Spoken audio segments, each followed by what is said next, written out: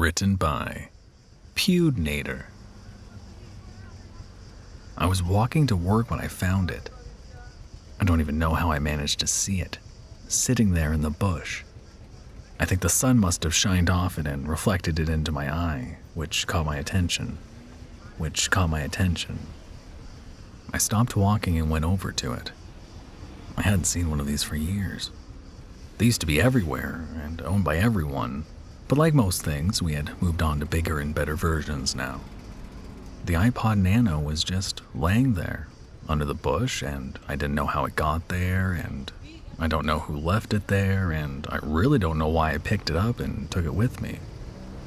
I think I took it because it brought back memories of me as a young teenager, getting my first iPod, which allowed me to explore different styles of music and new and exciting songs, other than the ones I always heard repeating on the radio.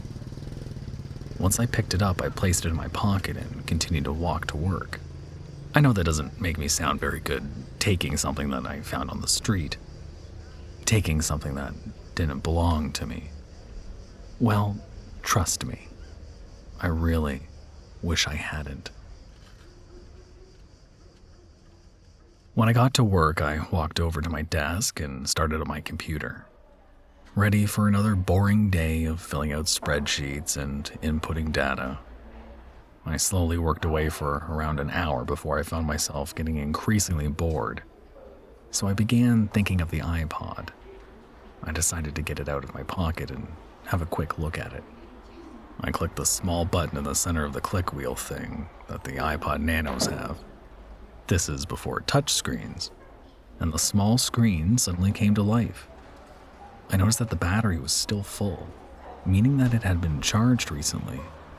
I began searching through the files that were saved onto the iPod, and trust me, there were a lot. Almost every song you could think of was on there. Old songs, new songs, songs that I'd never even heard before or even listened to were on this iPod.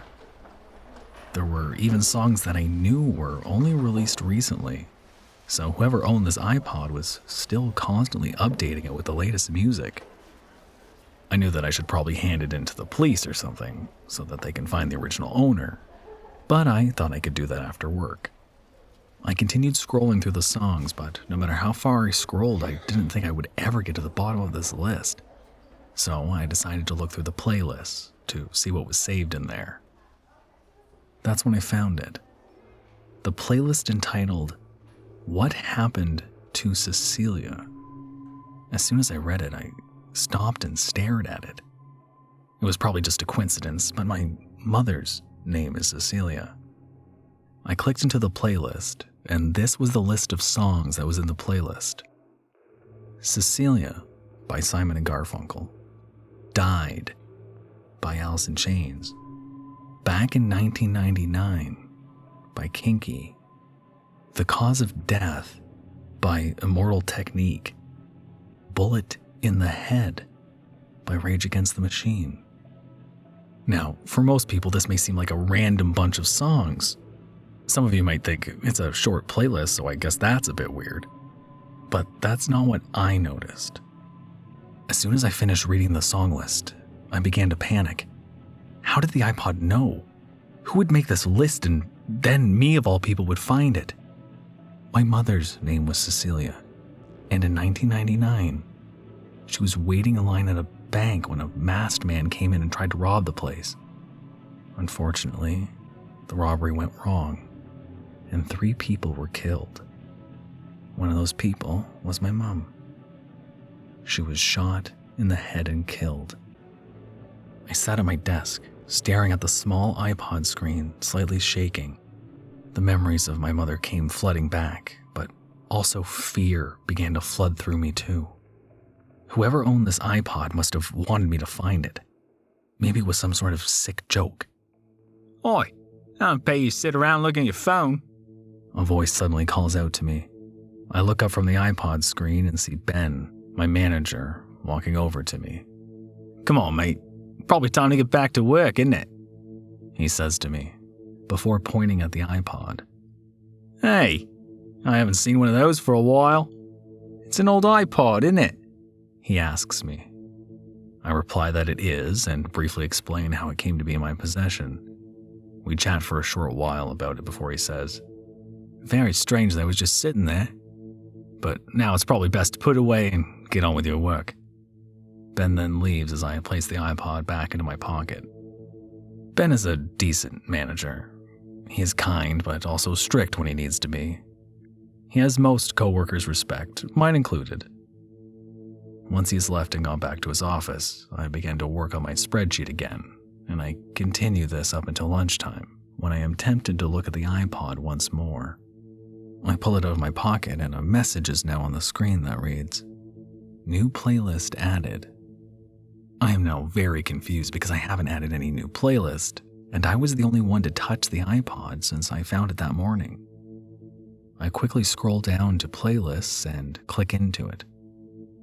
The first thing I see is a new playlist, and it is entitled Ben.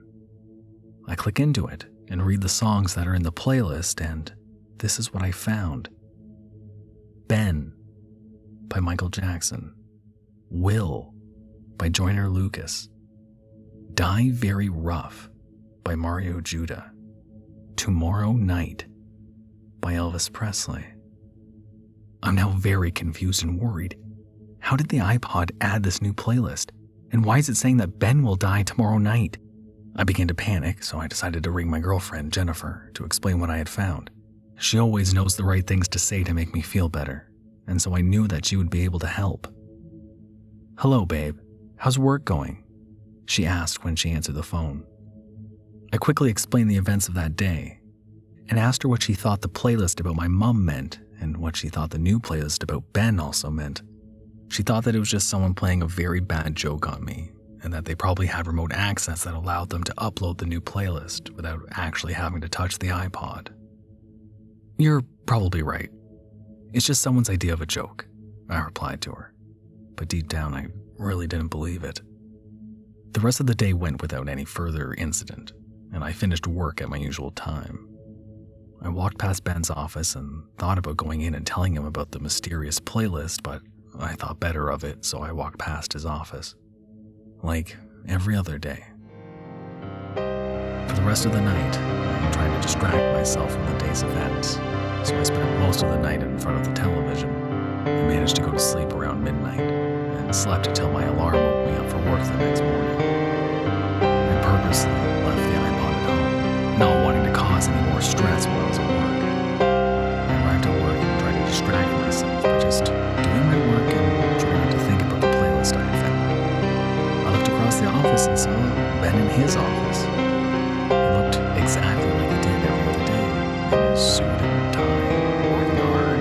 Nothing appeared to be out of the ordinary. He can't die tonight, I thought. I'm sure Jennifer is right, and it's just someone I know playing a prank on me. Maybe it's even Ben himself doing it. At the end of the day, I once again considered mentioning something to Ben, but once again I decided not to. I did, however, poke my head into his office and say, "Have a nice night tonight." He responded by looking up from his computer and giving a smile and a small nod.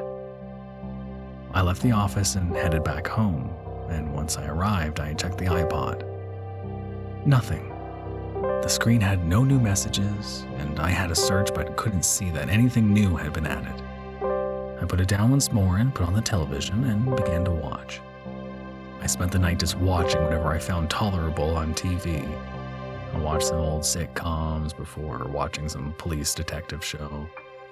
It was halfway through an episode when a breaking news story suddenly interrupted the broadcast. "Good evening," the newscaster said. "Tonight, we bring the terrible news of a 5-car collision on the Crest Highway. 2 cars collided head-on, with another 3 cars then crashing into them. Unfortunately, 4 people were declared dead when police arrived on the scene, with another man trapped inside his burning vehicle. Police tried tirelessly to free him, but unfortunately, after 10 minutes inside the burning car, he also succumbed to his injuries. We will bring you more information as we get it." The newsreader stopped speaking and 5 photos flashed up on the screen.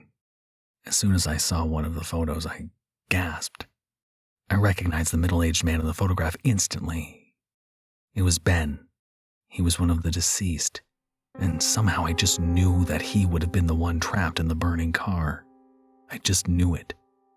Suddenly, I heard a small ding coming from the iPod that I had just placed down. I picked it up and it read, "New playlist added."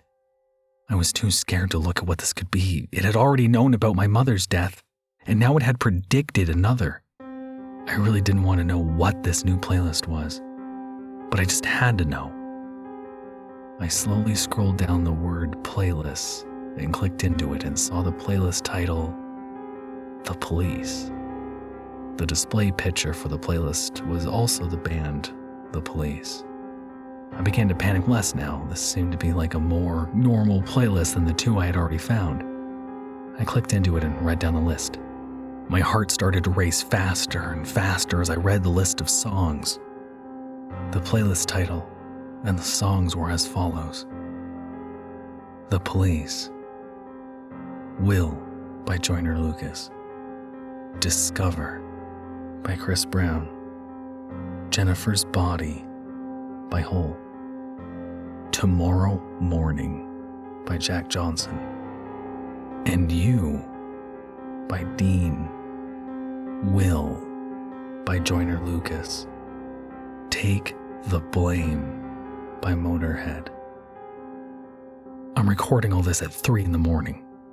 I have only discovered this playlist tonight, so I do not know what will happen in the morning. I hope that whatever does happen, someone will hear this and believe me that I had nothing to do with any deaths. I don't know anything about them. Only the iPod knows.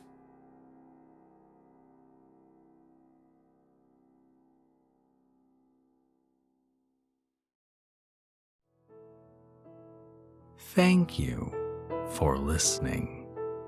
You can probably handle another horror story, right?